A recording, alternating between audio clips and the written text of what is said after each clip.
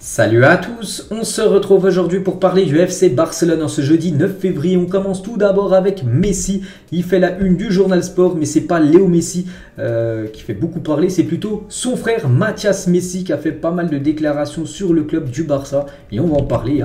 Donc tout d'abord Mathias Messi, qui est le frère de Léo. Je ne sais pas pour vous, mais Barcelone s'est fait connaître grâce à Messi. Personnellement, personne ne les connaissait avant que son frère arrive du côté du club. Celui qui a eu la chance d'aller à Barcelone et de voir le musée, vous pouvez voir que le musée est Messi. Donc voilà déjà ce qui dit qu'en gros le Barça avant n'était pas connu, personne connaissait le FC Barcelone avant que Messi arrive du côté du club.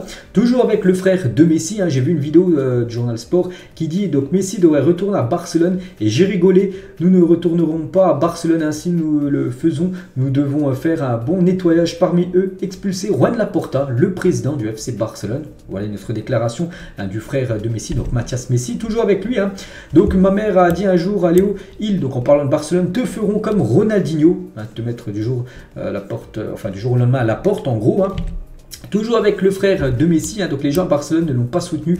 Ils auraient dû sortir pour faire une marche ou quelque chose comme ça. Quand bien sûr, vous vous souvenez quand il avait fait sa conférence de presse, ses adieux, tout ça. En gros, il dit que les gens à Barcelone auraient dû sortir, voilà, pour pas qu'il quitte le club. Donc partir et Messi est resté. Les Espagnols sont des traites, n'écoutez pas les choses qui ne le sont pas. Donc voilà, tout ce qu'il a pu dire. Il paraît aussi, tiens, même du duo Gavi-Pedri. Donc il a fait toutes ces déclarations. En gros, c'est sur son live Twitch. Il était interviewé, voilà, sur Twitch et puis il parlait avec quelqu'un, puis la personne lui posait pas mal de questions, puis il a dit tout ça. Il a dit je n'aime ni l'un ni l'autre, mais je dirais Gavi s'il fallait en choisir un, donc il n'aime pas les deux. Donc voilà, c'est lui ouvertement qui a dit ça, mais voilà, il préférait quand même un petit peu plus Gavi que Pedri. Donc voilà, donc ça fait énormément parler ce que peut dire le frère de Messi, même si c'est pas Léo Cadiz, Léo Messi qui a dit ça, c'est quand même son frère, voilà, Messi. Et donc par rapport à ce qu'il avait dit, que le Barcelone n'était pas connu avant que Messi arrive, donc le directeur de campagne de Juan Laporta, donc il a dit à Luis Carrasco, donc Mathias, le FC Barcelone était grand sans Messi, mais il l'a rendu de plus en plus grand, bien sûr, ça on le sait tous. Ce que je me demande, c'est ce que tu serais sans le Barça et ton frère. Merci, voilà la belle réponse du directeur sportif, enfin directeur de campagne plutôt de Juan Laporta, que bien sûr si son frère n'avait pas été connu, n'avait pas été footballeur, lui serait quoi, tout simplement Mathias Messi, une personne qu'on parlerait pas bien sûr actuellement, parce qu'on en parle parce que c'est simplement le frère de Léo Messi. L'entourage de Messi indique que l'opinion de Mathias est personnelle, le clan Messi a réagi par rapport à ça, enfin le clan de Léo Messi a réagi, ils ont dit que voilà c'est son opinion, voilà, c'est son frère, mais voilà Léo pense pas du tout à ce que pense bien sûr son frère, voilà, c'est son frère qui a cette opinion là par rapport au FC Barcelone, et du coup vu que ça a pris une énorme ampleur, le frère de Messi, donc Mathias Messi, donc le frère de Messi s'excuse sur les propos qu'il a eu sur le Barça, il a mis ce message sur ses réseaux sociaux. Donc en gros, je veux m'excuser pour ce que j'ai dit, je ne faisais que des blagues, il dit en gros c'était que des blagues, alors que pas du tout, il essaie d'éteindre le feu on peut dire. Comment ai-je pu penser cela à propos d'un club aussi grand que Barcelone, avec son histoire et tout ce qu'il a fait pour ma famille et Léo, pour nous la Catalogne est notre deuxième maison, je suis désolé. Donc voilà, il est obligé bien sûr de s'excuser par rapport à tout ce qu'il a dit, parce que ça a pris une énorme ampleur, tout ce qu'il a pu dire, donc voilà, bien sûr, cette affaire, et ça a beaucoup fait réagir sur l'émission El Chiringuito TV. Et Carles Pité, donc je crois que c'est la personne du milieu là, il a dit Barcelone sans Léo Messi aurait l'histoire, donc Mathias Messi sans son frère n'aurait rien, comme je l'ai dit tout à l'heure, c'est vrai que si Léo Messi n'aurait pas été footballeur professionnel, son frère Mathias Messi, personne bien sûr en aurait parlé dans toute sa vie. Bref, on continue les gars avec les autres infos. Donc bien que l'équipe ait un jour de congé aujourd'hui, Lewandowski et Sergio Roberto sont venus s'entraîner, malgré qu'aujourd'hui c'était repos. Ils sont quand même venus s'entraîner, voilà. Même si c'est le repos, tu peux venir t'entraîner, c'est toi qui décides.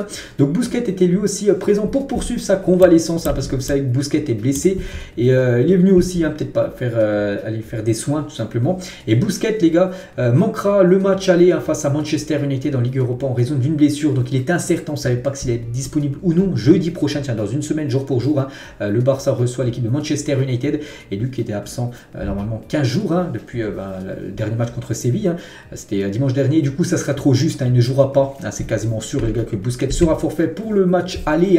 Donc les médecins du club ont exclu la possibilité d'infiltrer la cheville de Busquets avant le choc la semaine prochaine contre Manchester. Donc infiltrer, c'est dire souvent il y a des joueurs qui jouent avec sous infiltration, c'est dire que les médecins, je sais pas, ils leur mettent quelque chose, ils peuvent jouer en gros le match, mais bon voilà, c'est quand même risqué tout ça, donc voilà, les médecins du club ne veulent pas prendre ce risque avec Busquets qui est quand même un joueur quand même âgé.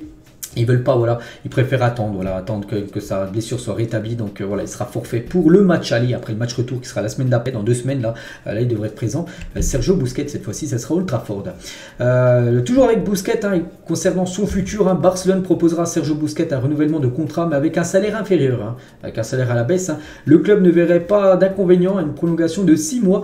Donc il pourrait là prolonger, je sais pas, tiens, on va dire en juillet, et prolonger 6 mois en gros jusqu'en janvier 2024. À partir de janvier 2024, il rejoindrait la MLS, et pour jouer l'autre partie de la saison de MLS. N'oubliez pas que la MLS, tiens, là, par exemple, ils vont commencer, ça sera je crois le fin février, c'est pour ça qu'il pourra arriver dans une équipe, faire la pré-saison en MLS et jouer le début de la saison prochaine, on va dire, avec ce nouveau club, je sais pas, peut-être l'Inter Miami. Donc voilà ce que pourrait proposer le Barça, 6 mois de contrat à Busquets, puis quitterait le club en janvier prochain. Ce joueur aussi qu'on a beaucoup parlé, hein, souvenez-vous hier, pour ceux qui ont vu l'épisode, on a beaucoup parlé en tout début d'épisode, Ansu Fati, hein, voilà, il avait peut-être des envies de départ, hein, donc par rapport à surtout son faible temps de jeu, hein, et on peut voir hein, qu'il veut actuellement quand même rester, hein, mais il veut plus de minutes, c'est ça le problème, hein, c'est que lui il veut rester, mais le problème c'est qu'il veut jouer plus, et le problème c'est que actuellement Xavi ne lui propose pas assez de minutes, parce qu'actuellement il y a une équipe Xavi qui fonctionne bien sans Ansu Fati, hein, donc si la situation ne change pas en fin de saison, il s'assiera avec le club pour savoir ce qu'il prévoit pour lui, hein. Et Jorge Mendes, qui est son agent, hein, a également recommandé, Ansu Fati lui a conseillé en gros de quitter Barcelone, ainsi qu'à certaines personnes de son entourage, hein, pour progresser, voilà, pour aller prendre plus de temps de jeu ailleurs, hein. Et il a surtout la cote en première ligue, on le sait, hein. Donc Manchester United et Arsenal ont contacté Jorge Mendes, hein, pour se renseigner sur Ansu Fati, hein. Pour le moment, aucune offre n'est arrivée, hein. Son camp n'exclut pas un départ si sa situation dans l'équipe ne s'améliore pas, hein, s'il ne joue pas plus, voilà, il pourrait vraiment quitter le club, hein, je vous l'ai dit, hein. Bien que le désir du joueur soit de réussir, bien sûr on le sait que lui veut réussir du côté de Barcelone, mais vraiment si on pense que sa progression, sa réussite sera freinée, hein, sera bloquée, en gros c'est pas possible, hein, c'est pour ça qu'il peut peut-être quitter le club, mais on l'annonce peut-être à Manchester ou même à Arsenal. On va parler peut-être d'une recrue, les gars, c'est le joueur Inigo Martinez, et le Barça garde toujours un œil, hein, sur ce joueur, hein, que j'ai souvent parlé, je me souviens il y a quelques semaines, hein, et même quelques mois. Donc son agent a déjeuné avec Matteo Alemany, voilà, pour vous dire que le Barça garde un œil sur ce joueur. En plus je crois qu'il est en fin de contrat l'été prochain, et lui il a une particularité, donc sa défenseur gauche dans l'axe, défenseur central, et surtout les gauchers, et c'est plutôt, il y en a hein, des DC on va dire gauchers, mais c'est rare, hein, il y a souvent des défenseurs centraux on va dire droitiers, et lui il est gaucher, c'est pour ça que ça peut être une particularité intéressante, surtout qu'il est gratuit, mais il sera en fin de contrat avec Bilbao à la fin de la saison. Donc voilà, le Barça garde toujours un œil, hein, concernant Inigo Martinez. Concernant Amrabat, hein, on peut voir qu'il a proposé de jouer quand même gratuitement au Barça, hein, cette saison là, les 6 prochains mois. Il voulait même pas de salaire, hein, il voulait vraiment venir du côté de Barcelone, même gratos, hein. Il a même offert à la Fiorentina le salaire qu'il aurait reçu pour partir en prêt. Par exemple, s'il aurait reçu le salaire ce qu'aurait versé le Barça, donc il aurait redonné ce salaire à la Fiorentina pour jouer au Barça, hein. Mais donc ça a été refusé, hein, par son club, hein. Son agent avait des offres de Chelsea, Manchester United aussi, hein.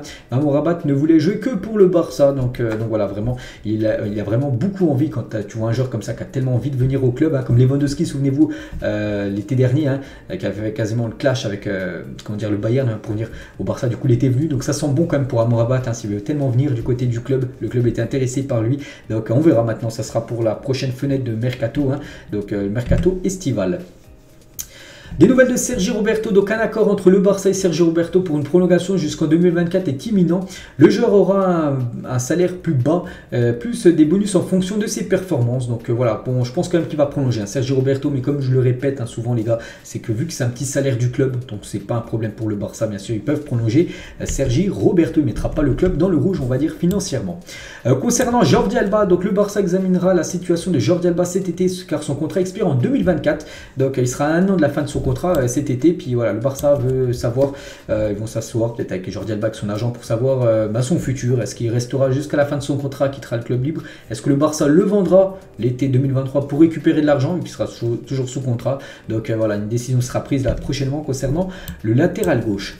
Toujours avec Barcelone, envisage d'encaisser, donc en gros de vendre Abdé et Nico, Abdé ou Nico, hein. Le club attend rentabiliser financièrement le football de base, a été dit, pour gagner de l'argent avec des joueurs qui ne sont pas essentiels à l'équipe première, hein, comme c'est le cas avec les deux joueurs qui sont actuellement en prêt. Donc Abdé est prêté au Sasuna et Nico Gonzalez est prêté lui du côté de Valence, si je ne me trompe pas. Et voilà, il pourrait être vendu, enfin un ou peut-être les deux, hein, voilà, pour encaisser de l'argent, hein, pour ramener de l'argent dans les caisses, parce que c'est vrai que ces deux joueurs ne sont pas des joueurs cadres, hein, du côté du Barça. Barça, regardez, ils sont même pas dans l'équipe actuellement, ils sont prêtés par l'équipe. On va parler de Benjamin Pavard, le directeur sportif du Bayern, affirme avoir reçu une offre pour Pavard dans les dernières heures du dernier mercato là, qui s'est clôturé il y a déjà quelques jours. Nous avons reçu une offre, mais nous ne voulons pas, nous ne pouvons pas nous passer de lui. C'était attractif financièrement, mais l'aspect sportif passe avant tout. Donc, j'ai pas dit que c'était le FC Barcelone, j'ai juste dit, parce que le Barça, on sait qu'ils sont très intéressés par Benjamin Pavard. En gros, que le Bayern a refusé en gros une offre là dans les dernières heures du mercato pour Pavard. Donc, voilà, ce genre qu'on annonce beaucoup, vous savez, du côté du club l'été prochain. Toujours avec le Barça est attentif à la situation de Manchester City, notamment avec des joueurs comme Bernardo Silva et Gundogan, s'ils sont contraints de facturer des frais inférieurs en raison des sanctions. Vous savez que City, je pense que vous l'avez su, actuellement ils sont dans de mauvais draps par rapport à la Première Ligue qui les accuse de beaucoup d'infractions. Et du coup, le Barça qui est très intéressé par deux joueurs, Silva et Gundogan, c'est pour ça que ça peut faire les affaires bien sûr du club du FC Barcelone. Si ces deux joueurs venaient à quitter le club, Gundogan lui en fin de contrat en fin de saison et Bernardo Silva, il lui reste encore quelques années de contrat du côté de City. Franck Kessié, concernant le prochain match qui sera dimanche, Franck Kessié devrait débuter contre Villarreal, ça sera dimanche, voilà, Franck Kessié devrait être dans le 11 de départ, et Xavi et Franck Kessié discutent constamment des détails tactiques. Le coach sait que l'adaptation du joueur est compliquée, mais il réagit très bien, donc il a fait une belle entrée là, quand il avait remplacé Busquets contre Séville dimanche dernier, donc voilà, il devrait commencer titulaire vu que Busquets n'est pas là, c'est lui qui devrait le remplacer dimanche contre Villarreal. Xavi préfère jouer Jordi Alba contre des équipes qui jouent des blocs profonds, très défensifs, Alejandro Baldé dans des matchs plus ouverts, des matchs où bien sûr l'équipe en face ne va pas faire que défendre, voilà, tu sais à chaque fois c'est qui l'adversaire, tu sais à peu près comment joue l'équipe, donc voilà, il y a à chaque fois deux schémas de jeu, les équipes ultra défensives, ils préfèrent jouer avec Jordi Alba, et les équipes portée, plus offensive, on va dire, il préfère Alejandro Baldé. Ronald Koeman, l'ancien coach du Barça, il a dit Barcelone se porte si bien. J'ai regardé le match contre le Real Madrid, ils ont si bien joué. Là, il parle de la Super Coupe d'Espagne, mais bien sûr, si vous signez 10 voire 12 nouveaux joueurs, les choses sont plus faciles. Quand j'étais entraîneur, c'était différent. Donc voilà ce qu'il a pu dire. Il a pas eu les renforts qu'il voulait à l'époque. Il est toujours avec Koeman sur Messi. Donc Messi a immédiatement remarqué les qualités de Pedri, était prêt à s'associer à lui pendant les matchs, contrairement aux autres joueurs. Donc voilà, c'est par rapport, c'est vrai que Koeman, ça a été le premier à lancer Pedri, on va dire, dans le grand bain de l'équipe première. Le Barça ainsi que le Real Madrid ont déposé une plainte contre Javier Tebas, le président de la Liga, pour avoir empêché les deux clubs de voter au sein de l'organe de contrôle de gestion des droits audiovisuels entre mars et mai 2022. Bon, je ne sais pas du tout ce que c'est, mais bon, bref, voilà, le Barça et le Real Madrid s'associent contre Javier Tebas, ils portent plainte contre le président de la Liga. Toujours avec Juan Laporta, donc le président Juan Laporta exprime sa solidarité avec les peuples turcs et syriens et encourage le soutien aux organisations humanitaires qui travaillent avec la Fondation FC Barcelone en ces temps douloureux. Nous souhaitons exprimer toute notre solidarité, et on peut voir que la Fondation FC Barcelone va envoyer en gros des trucs alimentaires, voilà, des vêtements, tout ça, du côté de la Syrie, du côté de la Turquie, par rapport au terrible tremblement de terre qu'il y a eu là, c'était lundi matin. Regardez cette une du journal Mundo Deportivo, elle date d'il y a 15 ans, jour pour jour, cette une, et Karim Benzema a déclaré à Mundo Deportivo qu'il aimerait jouer un jour pour le FC Barcelone. C'était il y a 15 ans, c'était encore un joueur de l'équipe de Lyon à cette époque-là, et donc il y a 15 ans, c'était en 2008. Donc voilà, Benzema disait qu'il voulait jouer un jour du côté du Barça, mais bon, il avait rejoint l'équipe du Real Madrid, c'était une année après, en 2009. Barcelone, on sait qu'ils sont sur Vitor Roque, et n'oubliez pas qu'actuellement il joue la Copa América U20, et il est déjà 6 buts pour le Brésil, devrait remporter le titre du meilleur joueur du tournoi, Vitor Roque, que ce joueur ciblé par l'équipe du FC Barcelone, pour vous dire bien sûr le potentiel du joueur, il performe énormément du côté de la Coupe américaine U20. Plus de 40 000 billets ont été vendus pour le Final Four de la Kings League de Piqué qui aura lieu au Camp Nou. N'oubliez pas que le Barça prendra 50% de toutes les ventes. Voilà, Kings League, vous savez, cette ligue qu'a créé Gérard Piqué. Donc il y aura la finale, le Final Four qui va se jouer au Camp Nou. Et il y a déjà plus de 40 000 billets qui ont été vendus. C'est énorme, c'est bénéfique pour le Barça, parce que le Barça va récupérer 50% de tous les billets vendus, alors que c'est même pas un match du Barça. Donc voilà, une rentrée d'argent en plus. Bienvenue bien sûr pour le club. Et on finira cet épisode aujourd'hui. Quel Jules Koundé êtes-vous? Est-ce que vous êtes plutôt le look 1, 2, 3, 4, 5 ou 6 Donc plutôt votre style vestimentaire à vous. Donc moi je partirais plus sur le style 6, voilà, avec plus décontracté, voilà, la veste et tout. Donc voilà, bon, c'est vrai qu'il a quelques flots, on va dire, à chaque fois changeants, on va dire, hein, Jules Koundé. Donc voilà ce qu'il y a à dire aujourd'hui concernant le Barça. J'espère que ça vous a plu. On se retrouve demain. On commencera à parler de ce match qui sera dimanche, l'après-demain, contre Villarreal. Donc voilà les gars, bonne journée à vous et à demain.